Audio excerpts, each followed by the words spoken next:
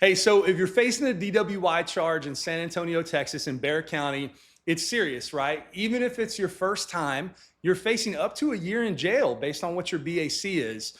I want to talk to you in this video about 5 important things I think you need to know and I think you need to be aware of if you're going through this DWI process. The first one is bond conditions. It's very common in Bexar County for people to come out of the magistrate process and not know what their bond conditions are. If you're on a PR bond, you do have somebody that you have to check in with. This is going to be a pretrial officer with the Bexar County Pretrial Services Office that's located right down there next to the jail where you were released from. A lot of these check-ins can be done over the phone, but it's going to differ from officer to officer. So you need to be on top of that and know what your requirement is, know what's being asked of you, because if you don't do it, then you can get in trouble for it. Another common bond condition in Bexar County for DWI cases, even first-time offenders, is drug testing. Not regular drug testing, but infrequent drug testing. And the drug testing is testing for alcohol, which blows my mind. It blows a lot of people's mind. That's just the way it is. So if you're an adult, if you're 21 or over, it doesn't matter how old you are, you can be drug tested while you're waiting for your case to resolve. And if you test positive for alcohol because you had a glass of wine with dinner the night before, your bond can be revoked. I know that feels crazy. It sounds crazy. I think it is crazy, but it's the reality here in San Antonio. So it's something that you need to be aware of.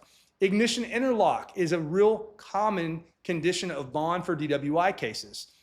I can tell you from experience here in San Antonio, most judges are not going to require it for DWI first charges. The exception is Judge Huff in County Court 12.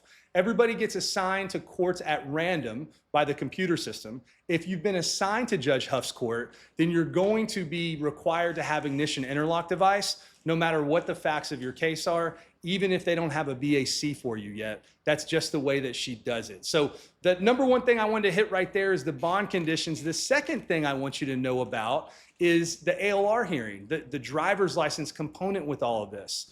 You have a tight 15-day window to make a request exercising your due process rights on the Department of Public Safety out of Austin. And you can request an administrative hearing, which has the effect of slowing down the automatic driver's license suspension that you're about to get. At that hearing, your attorney can ask questions of the officer or officers, and it's really not going to get you out of that suspension, but it can delay it. It's an important thing to do in every DWI case. We do it for all of our clients. And I think it's something that you just need to be aware of. Most of the time, the magistrate court and law enforcement don't tell you about that. And you've only got that 2-week window. So be aware of it. The third thing to be aware of with DWI cases in Bexar County is the timeline. It takes about 10 months for these cases to resolve, which I know is a long time, but be mindful of the fact that the statute of limitations is 24 months. So the prosecutors have a long runway to get their ducks in a row on this. The next thing I want to tell you, the fourth thing is in getting their ducks in a row, at least here in Bexar County, the Bexar County DA's office, they wait to make their filing until they have a BAC. So if they drew blood from you, and if you didn't give breath, then they did draw blood, right?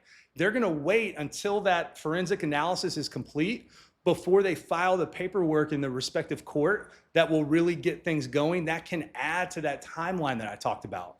So that's a fourth and important detail that's kind of unique here to San Antonio. The fifth and final thing, if you're facing a DWI charge in San Antonio, it's important to get a lawyer.